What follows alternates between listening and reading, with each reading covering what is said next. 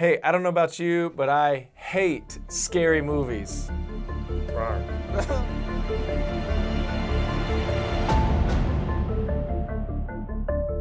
Hey, welcome to Lean In. We're in a series titled You're Not the Boss of Me here on the weekends, and we're talking about emotions that try to compete for control of what we say, how we say it, and even at times our mood and what that looks like. This past week, you spoke, Justin, on the emotion of fear. And now you said a lot of things. Fear does a lot of things. Yep. One of the things that stuck out to me right away is when you said fear robs us of opportunities. Talk about that a little bit.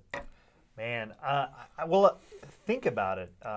Opportunities that come along, in order to get the most of opportunities when they come along, have an element of risk. Yeah. And so fear really puts us in a place where we're not willing to risk. We're not willing to put ourselves out there. We're not willing to be vulnerable.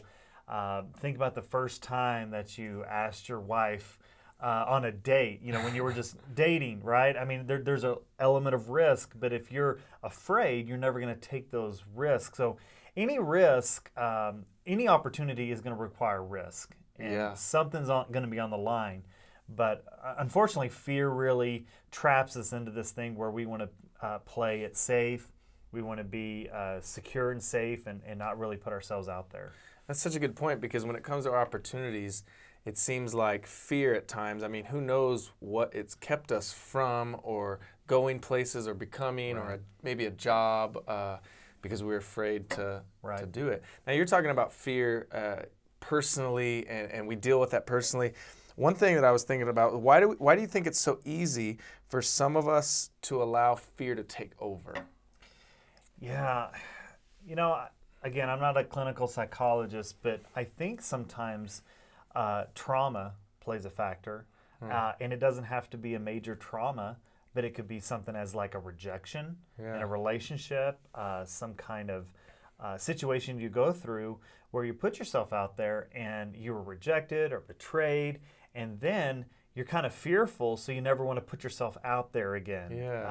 And so I think, honestly, in a weird way, we think by playing it safe puts us in control, but actually fear becomes our boss in those moments. Instead of really, doing the risky thing, putting ourselves out there, being vulnerable, we play it safe, thinking that we're in control, but it's the semblance of control. Actually, fear is in control. Oh, wow. So it's almost like, I love what you said, that maybe something happened in the past. It's like our hearts or our brain, it's like a defense mechanism a little bit. Well, I'm not going to let that happen again. Right. I'm going to make sure I stop it. But then instead of you making the decision, fear makes it for you. Right. And you never take that risk. Wow. You kind of talked about how fear comes for all of us, and I love the scripture that you read at the end in 1 Peter, and it was 5:7, I believe, and it says, "Cast all your anxiety on him because he cares for you." What does it look like practically for people who maybe deal with fear, or they struggle with fear? What does it look like practically for them to cast their anxiety on him? I guess I would take a page from the book of Psalms. As David writes, when David was feeling low, he would write a song or he would pray. And it was these honest prayers to God. It was these honest conversations with God. And Psalms is not rated G. I mean, it seems like it's really honest, and it's brutal, and sometimes David's like, "God, I feel like you've abandoned me. God," and so I feel like that's where we need to be, is because fear is never going to be. It's a fundamental part of humanity, right? It's a tension we manage. It's never going to be solved. In fact, we don't really want to solve it. There needs to be some things. A little bit of fear, and because we don't want to all jump out of planes all the time. It's just this idea of managing that tension, where every morning, every time you open up the scriptures, you just have these moments of prayerful consideration, saying, "God, I'm afraid of this. I'm afraid of this relationship. I'm afraid of being abandoned. I'm afraid of being betrayed. I'm afraid of the economy. I'm afraid." Bringing these fears and saying, God, I'm struggling here.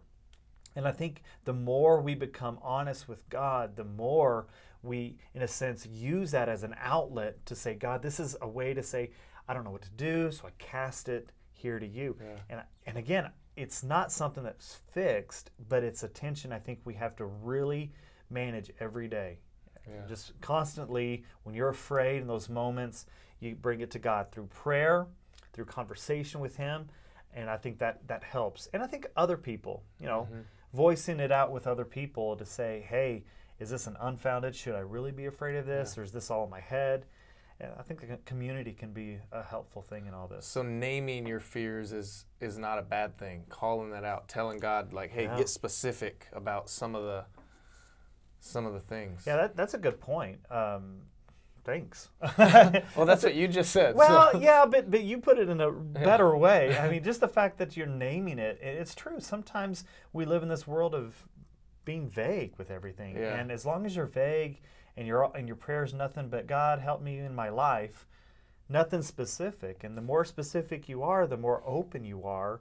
And I think that's what it is. If you name it, that what I'm really afraid of is my kids are going to reject me. Wow. What I'm really afraid of is my spouse is going to leave me. Wow. What I'm really, and when you voice that to God and say, God, help me in this insecurity. Help me to see beyond this, and help me to see that even if my worst fears come about, that you're still there with me.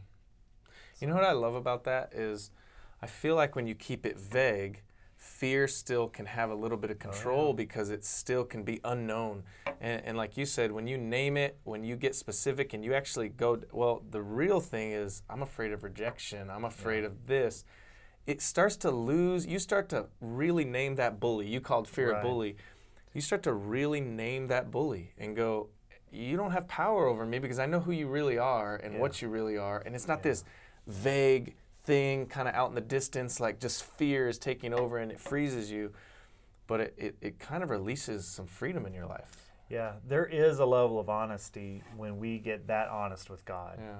And when we start naming it, and when you say it out loud, it really does put a different spin on it. When you're saying, my biggest issue right now is I'm fearful of rejection. So that's why I'm never going to go talk to someone, because I'm so afraid of that. And just by saying it out loud, you sit there and go, what's the worst thing that could happen? Yeah, exactly. They don't want to talk to me? Exactly. And something about fear loves to stay in the shadows, right? But putting a light on it, especially bringing that before God, really starts to break the power that fear has over us. Yeah, that's good. And I love the story of Elijah. You talked about how God already knew, he already had a plan for the things that he was fearful of, and then God showed him that. Talk about that a little bit. Yeah, Elijah, just a fascinating story, how this amazing prophet, and all I've known about Elijah is that he's just this larger-than-life character.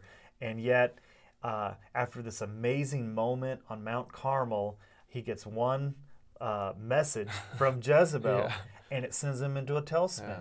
But it's easy for us to go like, what's wrong with you, Elijah? But how many times has that happened to you and me, that we're feeling on top of the world, but it's one phone call, it's one letter, it's one email, all of a sudden sends us in a tailspin. And it's true that faith has to go from moment to moment. Yeah. You can't just rely on your faith in that just one moment to carry you over. It has to be a thing you always revisit. And so Elijah, he finds himself depressed. He's running for his life. And it really, God showed him in a real way that he's working behind the scenes. Yeah. And if we just need to remember that in the midst of our fear, in the midst of those moments of anxiety and those moments of worry, that if we could just remember that, God, I don't understand you at this point.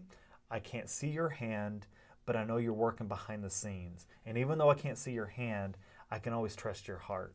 And I think that's what God was really trying to tell Elijah. I'm powerful, and on Mount Sinai or Horeb, I'm powerful, but I'm also a gentle whisper. Yeah. And I'm here for you. And I have a plan. And he revealed that plan to Elijah. And most of the time for us, God's not going to reveal the plan. We'll see it on the back end. Yeah. But just to trust him in those times where we don't understand him. Yeah, that's so good. hey, I don't know where you are with fear, but I hope today was a little bit of encouragement. And I encourage you to go back and watch this message from this past weekend on fear, because I think it'll give you some great insight, some more insight on what we're talking about. We hope to see you this coming weekend here at the Worship Center for the last part of You're Not the Boss of Me. That's right, you're preaching. And and it's going to be a great time. So have a great week, guys.